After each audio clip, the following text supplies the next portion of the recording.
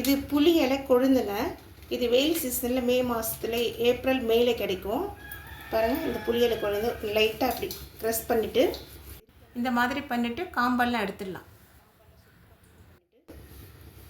சும்மா லைட்டாக இப்படி க்ரஷ் பண்ணிவிட்டு தண்ணியில் சேர்த்து அலசி எடுத்துக்கலாம். இப்படி பண்ணோம்னா காம்பை தனியாக வந்துடும். வெறும் இலையை மட்டும் எடுத்துக்கலாம். இது ஒரு பவுலில் சேர்த்துக்கலாங்க க்ளீன் பண்ணி. இந்த மாதிரி இலையை மட்டும் எடுத்துக்கலாங்க. இந்த காம்பு கிம்பெல்லாம் எடுத்துகிட்டு தண்ணியில் 2 வாட்டி அலசி எடுத்துக்கலாம். 100 கிராம் பருப்புக்கு ஒரு கைப்பிடி அளவு புளி இலை. இப்போ 2 வாட்டி அலசிட்டு ஸ்ட்ரெயின் பண்ணி எடுத்துக்கலாங்க ஸ்ட்ரெயினரில். 100 கிராம் பாசி பருப்பு சேர்த்துக்கலாங்க. சேர்த்துட்டு லோ ஃப்ளேமில் இது கொஞ்சம் வாசனை வர வரைக்கும் வறுத்துக்கலாம். வறுப்பட்டுடுச்சுங்க. இப்போ 2 வாட்டி அலசி எடுத்துக்கலாம். 2 வாட்டி அலசி எடுத்தாச்சுங்க பருப்பு. இது பாத்திரத்தில் சேர்த்துக்கலாங்க.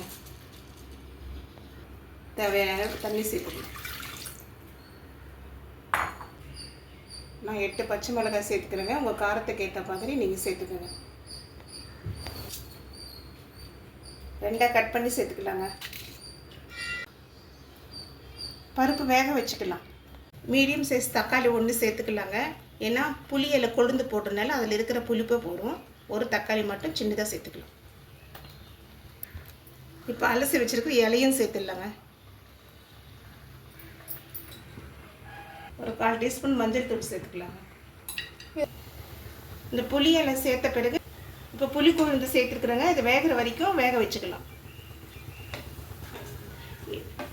கடைசியாக சேர்த்துறது எதுக்குன்னா இந்த புளி பண்ணுறதுனால பருப்பு வேகாது. பருப்பு வெந்த பிறகு தான் நம்ம இந்த இலையும் தக்காளியும் சேர்த்துருக்குறோம். மூடி போட்டு வேக வச்சுக்கலாம் லோ ஃப்ளேமில்.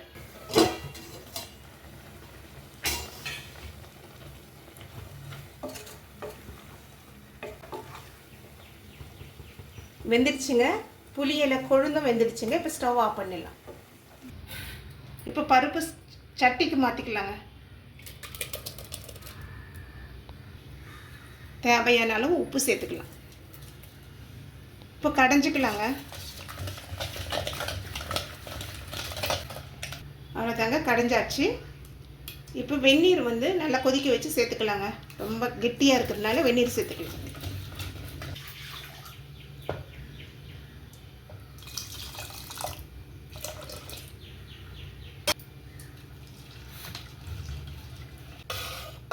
பாருங்கள், இந்த அளவுக்கு தண்ணி சேர்த்தா போதும். 1 டேபிள் ஸ்பூன் எண்ணெயை சேர்த்துக்கலாங்க. எண்ணெய் சூடானது வடகம் சேர்த்துக்கலாம்.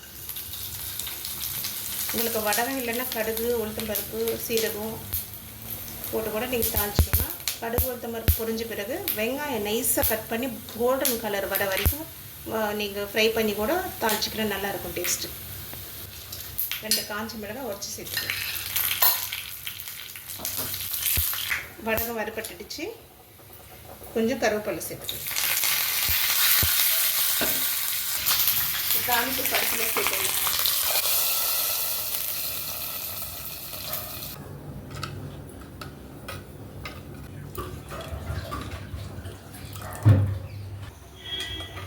பாசி பருப்பும் புளி கொழுந்தும் போட்டு கடையிலுங்க. நீங்களும் செஞ்சு பாருங்கள் ஒரு வாட்டி. நல்ல டேஸ்ட் நல்லாயிருக்கும். சுட சுட சாதத்தோடு சேர்த்து சாப்பிட்டா நல்லாயிருக்கும்.